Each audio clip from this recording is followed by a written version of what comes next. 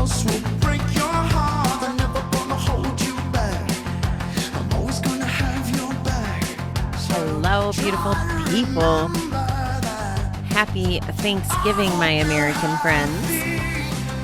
And happy Thursday to everyone else that might not be celebrating Thanksgiving.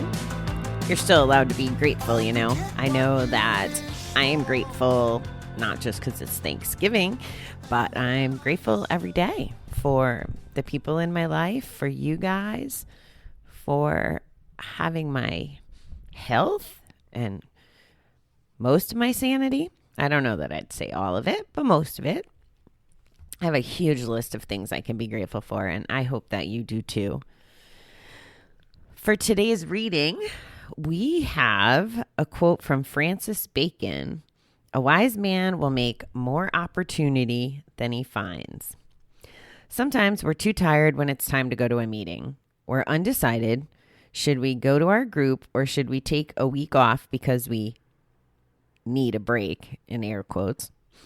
Sometimes we do need time off to get some sleep or catch up on chores. But more often we find an unexpected benefit when we fight temptation and go to the meeting. We often realize our reluctance was really a symptom of a spiritual problem. We were isolating, as we did in our active addiction. Old behaviors are always confronting. Often, on nights we force ourselves to go, we hear something we needed to hear or see someone we needed to see in order to move on a new level of recovery. We may learn something new or hear something familiar or hear some familiar program principle expressed in a new way. We usually leave these meetings invigorated and refreshed and grateful we came. When we keep our eyes open in recovery and remain willing to go to meetings even when we don't want to, we will always discover what we need at just the right time. Today, help me remember how much my program brings to my life. If you have been around 12 steps in any capacity, you know that this is a common notation or thought or something that's expressed. You know, I didn't want to come tonight, but I'm glad I did. I heard what I needed to. I'm pretty sure I've heard the line that goes something like that. You know, like, I didn't want to be here, but I'm glad I did. It was exactly what I needed.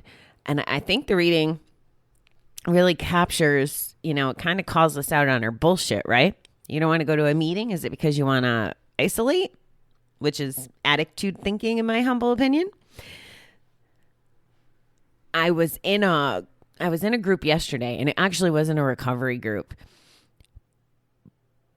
But as they were talking, it was funny because when it was my turn to talk, I was like, I literally said, oh my God, I feel like you guys are a recovery group today because I'm here and I'm listening and it's exactly what I need to hear. Like, it was reinforcement to some thoughts that were going in my head. And I, as you know, I've had kind of a rough work week and hopefully that's almost all put to bed.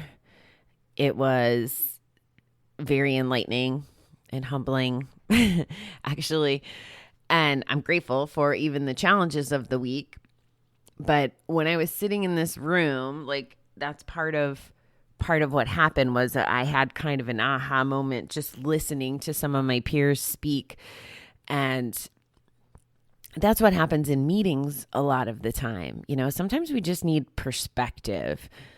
I was on the phone for, almost 2 hours yesterday with an old friend, and I was downloading about the work stress, the life stress, you know, just the stress. And when we talk about our own recovery, because he's in recovery too, it's pretty interesting how much we learn from each other, or even if we're trying to take on active roles. I'm not saying I'm a counselor, but he's working on being a counselor and I'm working on being a coach, right? So even in those situations, when we're trying to help other people, we're learning and growing. So it's the same thing. It's about connecting in recovery, I think, more than anything. And the universe delivers us the message we need to hear when we need to hear it. That's what happens in recovery. That's what happens in life too. I think there's I'll butcher the saying, but something to the effect of, when the student is ready, the teacher appears. And it's kind of like that with the messaging in group. And I've seen this happen with church as well.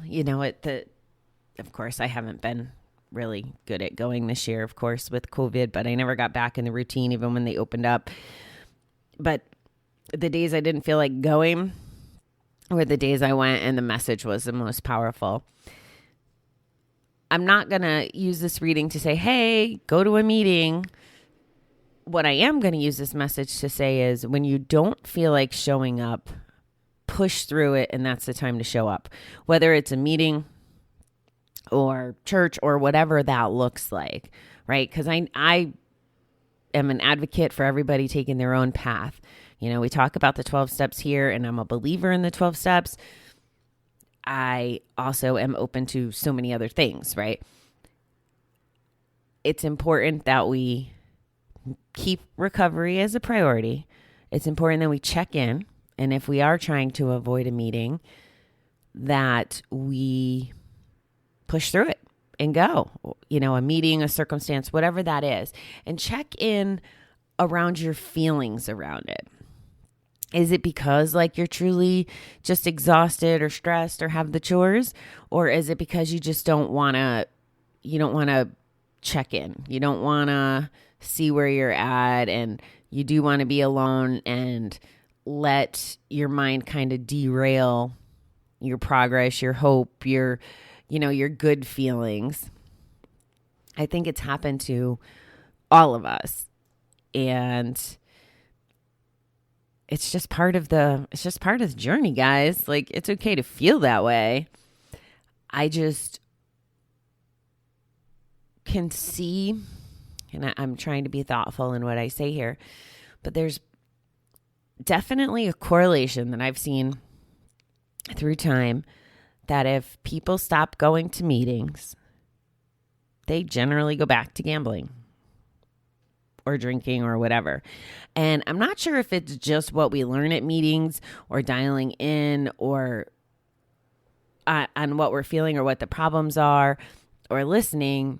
I don't know if it's that or if it's the community. I don't know if it's the awareness. Whatever it is, there's some magic to the connection piece. I know I've shared with you that I'm trying to do a better job of showing up in the alcohol-free environment that I'm in. And I really love it.